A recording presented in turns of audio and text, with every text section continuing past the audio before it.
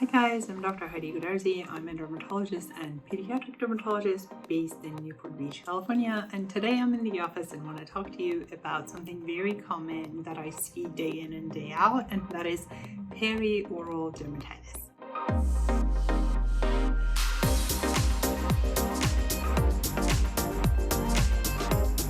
So what is perioral dermatitis? Perioral dermatitis is a rash that looks like acne or rosacea. It happens around the mouth, hence the name perioral.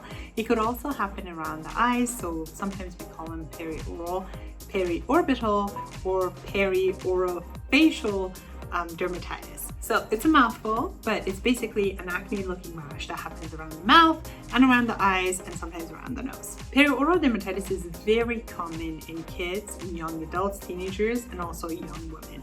Usually people get it once, but sometimes we see multiple flare-ups of it too. So what causes perioral dermatitis? We don't really know.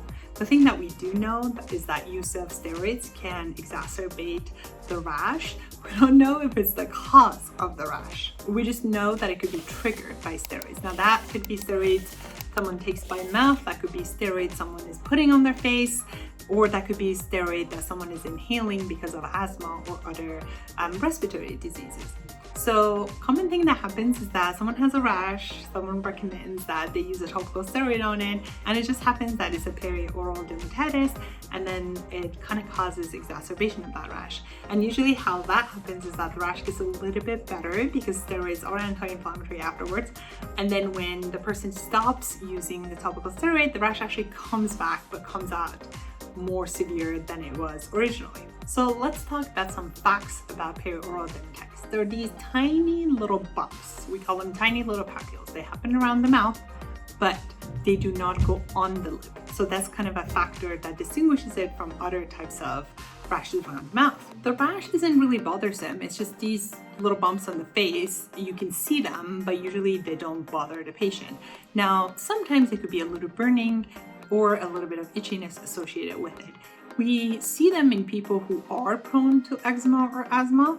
Again, as I said, maybe because they've used a little bit of steroid for their eczema or inhaled a little bit of steroid, and the inhaler was exposed to the area around the mouth, and that way they get a flare-up of perioral dermatitis. I have to say that after the pandemic, after we started wearing masks, we do see a higher number of perioral dermatitis. I don't know if you know why that happened, but observationally, just in my clinic, I see more perioral dermatitis in women and in children that I used to see before. How do we diagnose perioral dermatitis? It's really a clinical diagnosis. You just have to show it to a dermatologist, and they will be able to carefully examine your skin and get some history and be able to diagnose it. The treatment sometimes takes a couple of tries. There are medications that we use for it, but sometimes it takes a couple of tries to see what is best for you. Now, the number one thing that every dermatologist will tell you is trying to avoid the triggers. Now, sometimes you can stop the steroid creams because they were just prescribed to take care of this rash. Well, that's easy, but even so, sometimes we like to taper it off so you don't get a bad flare. But sometimes you use steroids for something that you cannot discontinue it, and then that becomes an important conversation between your dermatologist and your physician to see how you can manage taking the medication that you need for other medical conditions, but also not get that perioral rash. Something common is that in asthma kids, we sometimes ask the pulmonologist or the pediatrician to try to see if we can switch it from a mask to an inhaler or a spacer, and that would help with decreased contact with the skin. And also sometimes something as simple as wiping the mouth after using your asthma medication could be very helpful. So how do we treat perioral dermatitis? Well, simple things first. After we talk about removing the triggers as much as possible, we try to treat it with topical medications. There are many medications that we use that are topically effective. We could use metronidazole cream, we could use different antibiotic creams. There are some theories about perioral dermatitis being a reaction to a yeast or to mites on the face. So sometimes we think that may have a role too, and using topical antibiotics would help.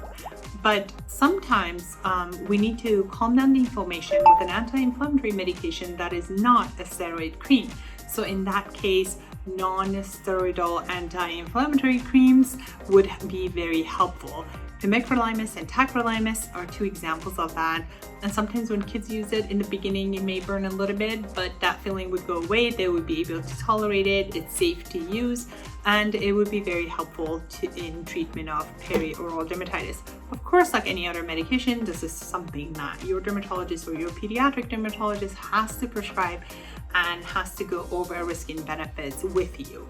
Now, a lot of times after a completion of a topical treatment, you can't judge if perioral dermatitis has gotten better or not until you've actually used the treatment for quite a few weeks. But if we see that it's not getting better, we will do a trial of oral medication. Usually a month or two of oral medication will do the trick, will treat the perioral dermatitis, and patients are very happy. Now, a lot of times people ask me, if this is not an infection, why are you prescribing antibiotics to me? The same philosophy goes for acne. Acne is not an infection, so why do we use antibiotics for treatment of acne? Because antibiotics at a low dose have a very good anti-inflammatory effect.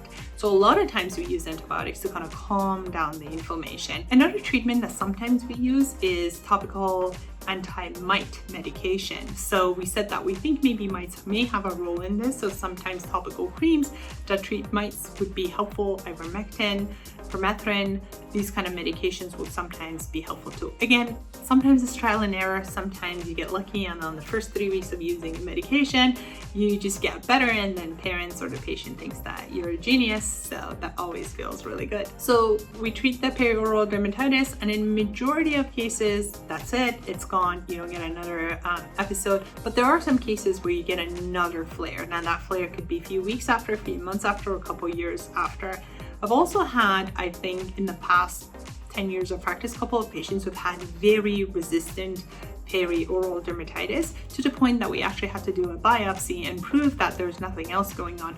But it took months and months of treatment to go away, only to come back another time, and then another months and months of treatment to go away. But luckily, after a couple years, it resolved altogether. So we don't quite understand this disease very well. And again, we don't know all the triggers, or we don't know the cause of it, but it's a common condition. It's pretty harmless condition, and if you get the right help, you can really treat it.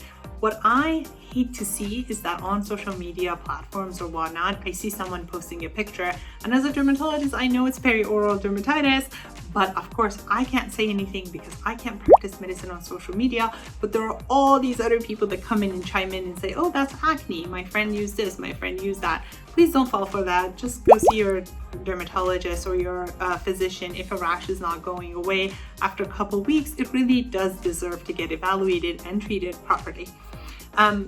Perioral dermatitis usually doesn't cause scarring, but there are cases of scarring that has happened, so you really want to be in contact with your doctor to make sure you get proper treatment. I hope this was helpful. This was a topic that I was asked to make a video on quite a few number of times, so I hope that this answered a lot of questions. If you have any other questions, please put it in the comments so I know what videos to make. Also, please support this channel. Subscribe, like, send it to your friends, do whatever social media people do. I would love for this channel to grow so I can give more education to more people about common conditions in kids when it comes to their skin. See you next time.